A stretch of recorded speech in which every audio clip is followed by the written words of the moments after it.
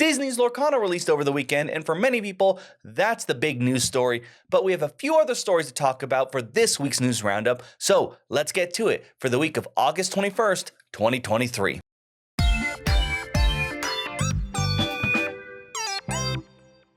Yes, Disney Lorcana was the big thing that happened over tabletop gaming over the weekend, with many stores selling out, seeing much higher prices.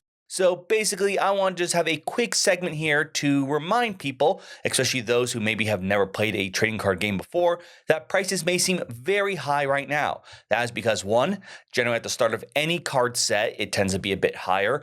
2, this is the first set in the entire card game, so people are going to be buying a lot more, trying to get their hands on more, hoping to sell it at higher prices. And 3, more is planned to be released September 1st in big box stores. So if you see something that looks way too expensive, it probably is. Wait a little while and it should return much closer to MSRP prices. Now on to other news stories. First, the Asmodee and Embracer Group.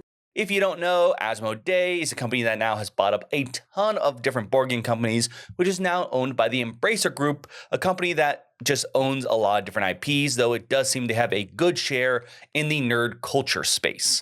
Now, I'm going to actually need my phone here for a little bit of the facts. It's a lot of numbers, but basically, Asmodee seems to have been performing very well technically for the Embracer Group. However, there are some hitches. While there was a technical growth in the Asmodee brand from 250 to about 300 million, the actual gap between the margins of profit and the expenses actually shrunk. It apparently went from 24 million to 19 million.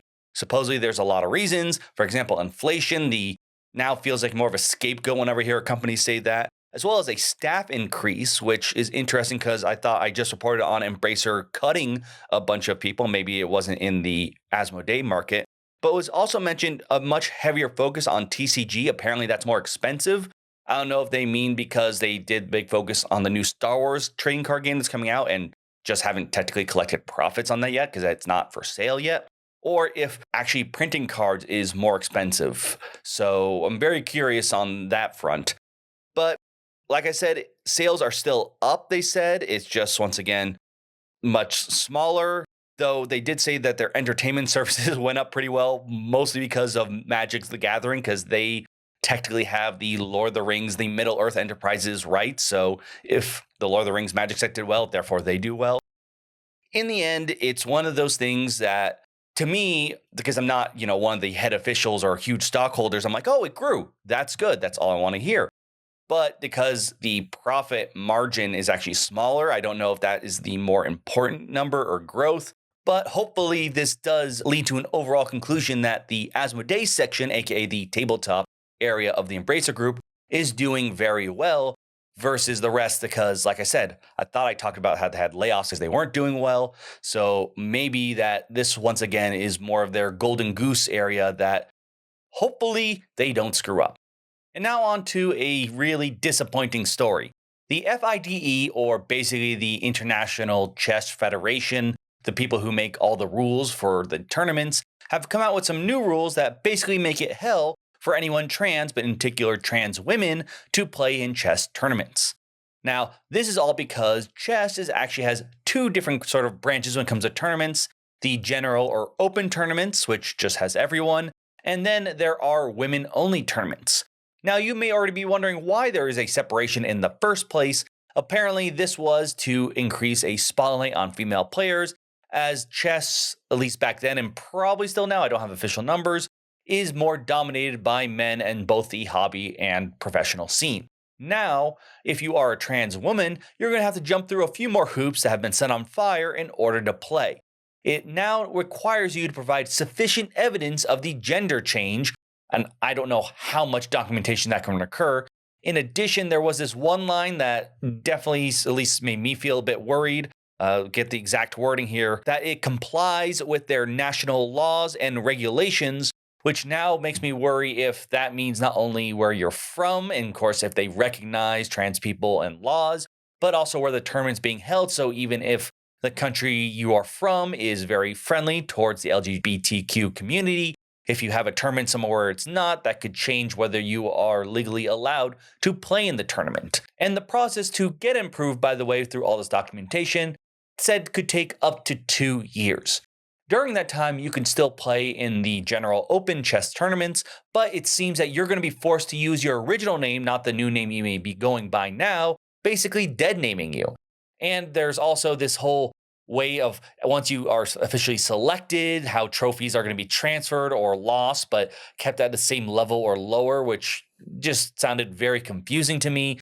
On top of all that, they can also flag or mark your profile. So I don't know if that means like you could be accepted for a few tournaments, but then all of a sudden, for some reason, they decide, well, we put this asterisk to remind us, and now for this tournament, we're going to have some weird regulation or rules. This all sounds absolutely terrible, and only reason that they have a separation in chess was to make it more visible for a minority group of chess players to be seen, and now it's being used to basically just punish and hurt a different group. Granted, I'm sure many people in the LGBTQ community will say that that's actually a pretty common cause. Obviously, this is really disappointing to hear, and it's going to make a lot of people not want to take more part in one of the most arguably well-known board games out there. But hopefully there is a big enough backlash. That said, the fact it takes them 2 years just to approve on a name change doesn't leave me hopeful that they'll be able to respond quickly. And finally, a quick update on the TCG Player Union. They were formed back in March, but we've reported on how they've been hitting a lot of speed bumps, basically because eBay, the company that owns TCG Player, was trying to appeal against it, making it just a general pain before actually hitting the negotiation process. But just a few weeks or so ago, the appeal from eBay to not recognize the union was denied. And weirdly enough, just quickly after that, they recognized the union. So now they are in the position, if not already, into having negotiations. How this will go now, I don't know, considering that they were fighting tooth and nail with the union just to even start talking. But one can only hope that this will bring a positive resolution for all the workers involved.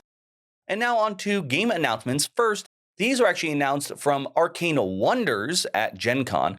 First one is World Wonders. This seems to be a race civilization building game, though it seems to be a core focus is going to be building a lot of the World of Wonders. So for anyone who plays any of the Civ games and really just wants to focus on building those unique structures, this may be one that you're more interested in. And then we have another game based on a video game from Arcane Wonders. This one titled, like the game, Age of Wonders Planetfall. In this one, it's a space civilization game in which you play as different factions. After a large union has crumbled, you'll be trying to gather what little remains, gathering either technology or important landmarks, while fighting off hostile forces and probably the other players while you're at it. It seems that we have a new expansion for Ahoy coming out. I don't know if the exact title is this or it's just them sort of hinting at it. It says Ahoy, it's a whale of an expansion, but we do see artwork for a whale and a turtle, so I can only assume 2 new factions, whales and turtles, will be added to that seafaring game. Then we have a dice game called Chicken from Scott Alms, who's designed games such as Teeny Epic Galaxies and Warp's Edge.